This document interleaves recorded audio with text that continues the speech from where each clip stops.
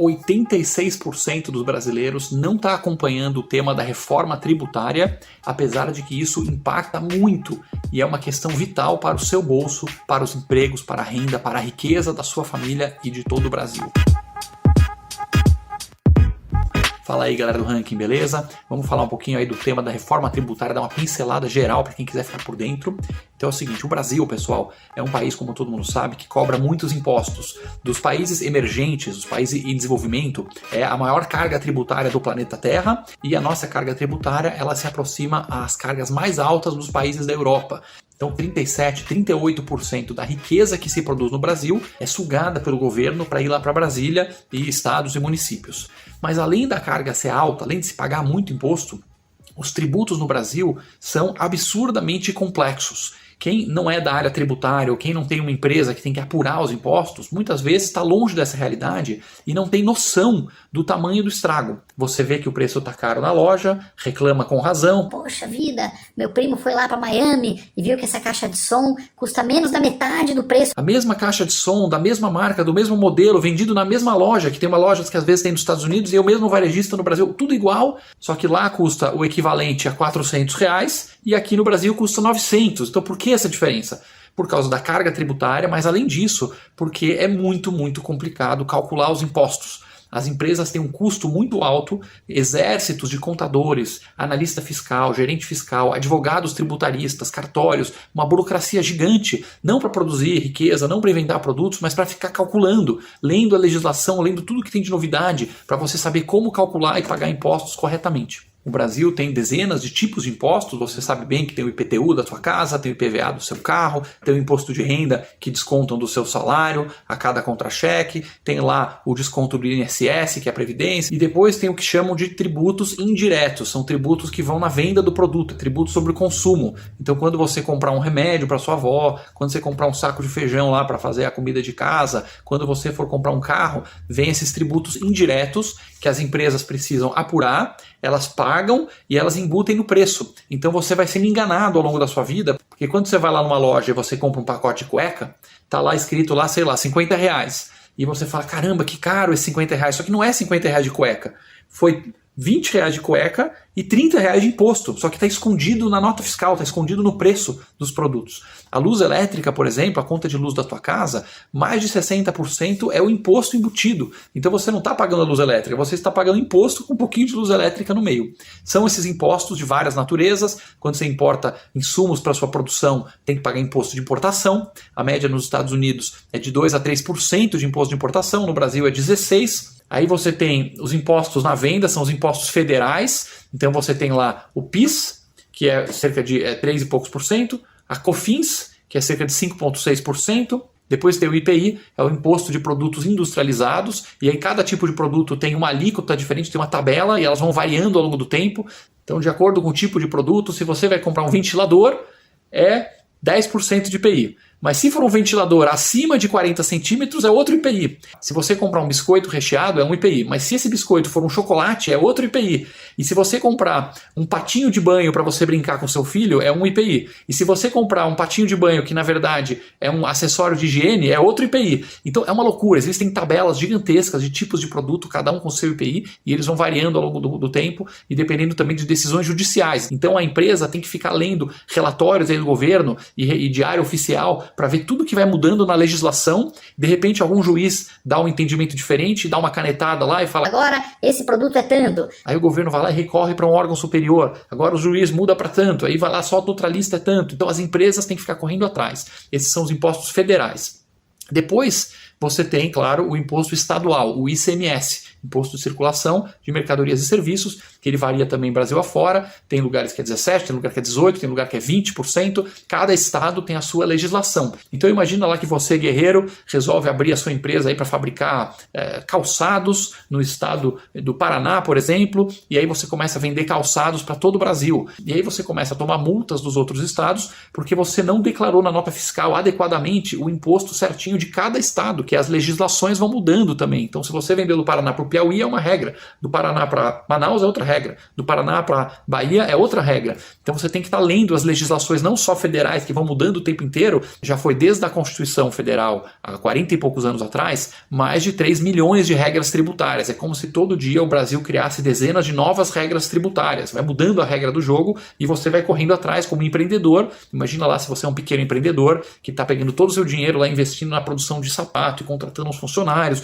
com grandes sonhos para você, para sua família, para construir uma grande empresa de sapatos, e de repente você começa a tomar multas de todos os lados, te tratando como se fosse um criminoso, como se fosse um bandido, e chegando o fiscal de tempos em tempos na tua empresa e pegando aqueles livrões de regulamento, e aí começa a verificar o livrão e falar: Ah, seu Zé, tá aqui na página 543 do livreto azul, inciso 7, que surgiu semana passada, que tem uma regra aqui que você não está cumprindo e é muito grave. E aí você como empreendedor fala: não, pelo amor de Deus, eu não sabia, nem sabia que tinha essa regra, como é que a gente pode resolver? E aí cria-se toda a dificuldade para vender a facilidade. E claro que depois dos impostos federais, que é o PIS, COFINS, o IPI, você tem o estadual, que é o ICMS, depois você tem o municipal, você tem que pagar também o imposto para o município, que muda a cada município, que é o ISS, e etc.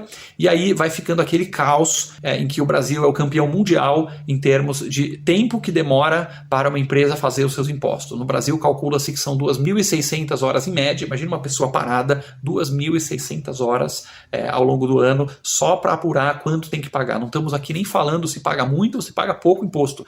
É muito imposto e ainda custa mais ainda para apurar, para calcular. E depois custa mais ainda as multas que você vai tomar, que você vai ter que contratar advogados para defender, e toda essa briga aí que tem trilhões de reais em multas voando aí pelo sistema judiciário brasileiro. E tudo isso, claro, quem vai pagar essa conta? Você acha que o empreendedor que está lá com todo esse custo, ele é bobo? Ele não sabe disso? Não, ele sabe que tem todo esse custo, é o tal do custo Brasil, né? Isso é uma parte do custo Brasil, e ele vai colocar nos preços. Ele vai fazendo o seu preço aumentar, e você, consumidor, cidadão brasileiro, que vai pagar mais caro nos seus produtos. Você vai pagar mais caro na conta de luz, no telefone, quando você for comprar um computador, quando você for comprar sua cesta básica, quando você for comprar comida no mercado, você paga caro por esse imposto alto e por todo esse caos tributário. As histórias de horror que existem nesse campo são incríveis, infinitas, vale a pena fazer até outros vídeos aqui, só com os causos mesmo, para você ter uma noção e poder realmente falar: caramba, eu não tinha ideia que era isso, e tá tudo embutido nos produtos que eu compro. E agora vem aí, provavelmente vai chegar a tal da reforma tributária, que muito se promete, muito se discute, há décadas se fala da reforma tributária, porém ela nunca veio pela complexidade de implantar. Porque hoje já tem um castelo de tributos e exceções, e verbinhas daqui, lobbies dali, e gente interessada em não perder nada em termos de arrecadação, em termos de impostos que o governo suga da sociedade. Mas tem bastante movimento aí, 2 propostas de emenda constitucional, 2 propostas de mudança aí na lei, para fazer o que falam que é uma grande simplificação tributária, etc., que basicamente tem 2 modelos. Um modelo criaria um único imposto sobre consumo, que é o IBS, e um outro modelo criaria 2 impostos, um imposto estadual e um federal. Tá? Então o federal ele juntaria PIS, COFINS e IPI, e o estadual seria o ICMS. Particularmente esse com 2 impostos praticamente não simplifica nada. O modelo que tem um único imposto ele simplifica bastante, porém tem que ver se ele não vai, antes de começar a simplificar, complicar muito. Vamos tentar explicar aqui por quê. Quando você compra algum produto, na nota fiscal está lá escondido, porque não é discriminado na nota, mas você tem lá todos os impostos sobre a venda. Então você tem lá IPI escondido, PIS e COFINS escondido, ICMS e ISS, todos esses impostos. A ideia desse imposto único, que é o IBS, Imposto sobre Bens e Serviços, é ser, como o próprio nome diz, uma unificação e um imposto do tipo IVA. IVA é um imposto usado na maior parte dos países desenvolvidos. Os Estados Unidos são uma exceção, não tem IVA lá. A Europa é muito comum, Japão, etc., usar o IVA, que significa Imposto de Valor Agregado. Qual que é a ideia do IVA? Basicamente, você tem uma cadeia de produção. Imagina um cara que faz o aço, o outro cara compra o aço e faz um quadro de bicicleta, aí o cara pega o quadro e vende para a fábrica de bicicleta, a fábrica fabrica a bicicleta e vende para o varejo, e aí o varejo vai te vender a bicicleta, cada um vai adicionando um pouco de valor, né? O cara do aço, vamos supor que ele cobrou R$100, e aí ele paga esse IVA sobre os R$100. Então vamos supor, sei lá, 20%. Então ele vai lá, paga R$20. O próximo elo da cadeia é o cara que comprou esse aço, faz o quadro da bike e vende para a fábrica de bike. Esse cara vai pegar aquele aço de 100 reais e vai vender, por exemplo, por 150.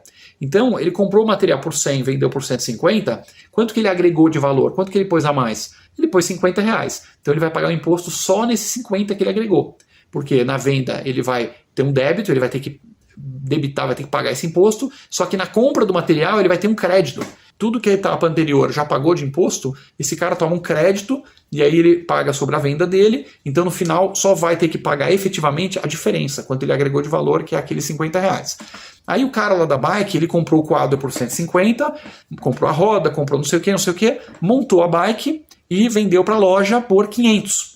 Então o que ele vai fazer? Tomar o crédito de tudo que ele já comprou e ele vai pagar sobre o que ele adicionou de valor. E a loja, por sua vez, vai comprar por 500 a bike, vender por 1.000, então ela agregou 500, que é a diferença. E ela vai pagar nessa última parte. Então, todo mundo na cadeia, cada um vai pagando um pedaço, cada um paga naquilo que agregou de valor, e a soma do imposto no final, pela matemática, tem que dar exatamente os 20%, que é a soma de todos os pedacinhos, vai dar 20% do todo.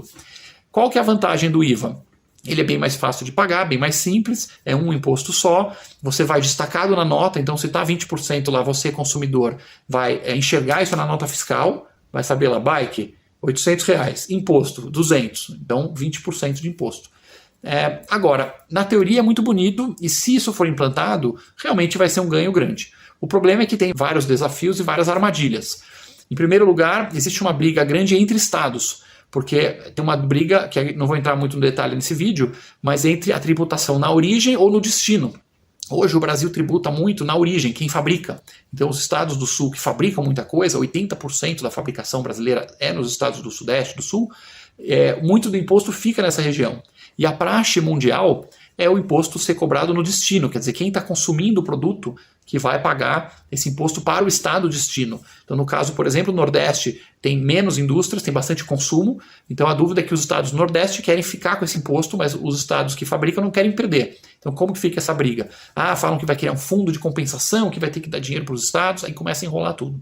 Outro problema, pessoal, é que hoje no Brasil, a maior parte dos impostos eles caem sobre produtos, sobre bens, né? O carro, a luz, o celular, a geladeira, e menos imposto cai sobre serviços. O serviço hoje paga um percentual muito menor do que o produto. Hotelaria, restaurante, viagens, etc. No caso do IVA, a ideia do governo é unificar tudo. Então, todo mundo vai pagar igual.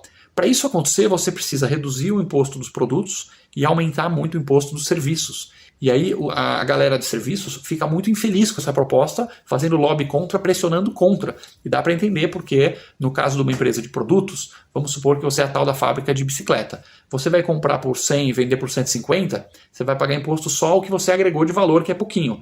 Agora, uma empresa de serviços, ela não tem uma compra de matéria-prima. O hotel não vai, ele vai te vender uma diária lá por 200 reais, ele não está comprando nada de ninguém. Então a carga sobre ele vai ser muito maior, porque tudo que ele faz, praticamente tudo, é valor agregado. Então o imposto cairia sobre um todo. E por fim, pessoal, tem toda uma complexidade que o governo está falando, que não podemos fazer muito brusco, porque o pessoal tem que se acostumar, então vamos criar um IBS, né? Esse IBS vai ser o nome do imposto, e o tipo do imposto é IVA, Imposto de Valor Agregado. Esse IBS, vamos colocar lá 1, 2%, só para o pessoal sentir o gostinho, mas mantém todos os outros. Então, num primeiro momento, não tem simplificação nenhuma, simplesmente vão criar mais um imposto, e a gente já sabe no Brasil que a gente tem uma tradição enorme de ir aumentando os impostos sem parar e não conseguir tirar nada. Porque a hora que o governo sentir o gostinho, ele vai, poxa, mas espera aí, agora não dá para tirar outro, porque a gente fez tal despesa, e a gente tem que contratar mais não sei quem, e a gente tem que cobrir o buraco das estatais. Então, despesas do governo não vai faltar nunca, e motivos para se criar mais um imposto também não. Como eu mencionei antes, os estados eles têm diferentes alíquotas de imposto. Por exemplo, você vai para a Bahia é 17%, Rio de Janeiro é 20%. E aí você vai perguntar, poxa, mas qual vai ser a alíquota que a gente vai incorporar no IBS e quanto que a gente vai repassar para os estados? Se você criar uma alíquota média lá de, por exemplo, 18%, para a Bahia tá bom, porque vão arrecadar mais, e o Rio de Janeiro tá ruim porque vai perder a arrecadação. Hoje é 20%, eles vão ganhar 18%. Aí eles vão começar a chiar, vai ter que ter fundo de compensação, aí você vai ter que compensar os estados que foram mais irresponsáveis e começa a bagunça toda. Então, pessoal, por isso que é muito importante ficar de olho na reforma tributária, ver qual das propostas, temos aí a PEC 110, a PEC 45, qual delas que vai andar e quais vão ser as regras para evitar simplesmente criar mais um imposto, ficar com todos os outros, todo o caos, toda a complexidade e adicionar mais um, que é o pior cenário possível. Então é uma máquina que cria complexidade para vender facilidade e justificar a própria máquina. Se você gostou desse vídeo, siga o Ranking dos Políticos nas redes sociais e compartilhe com seus amigos.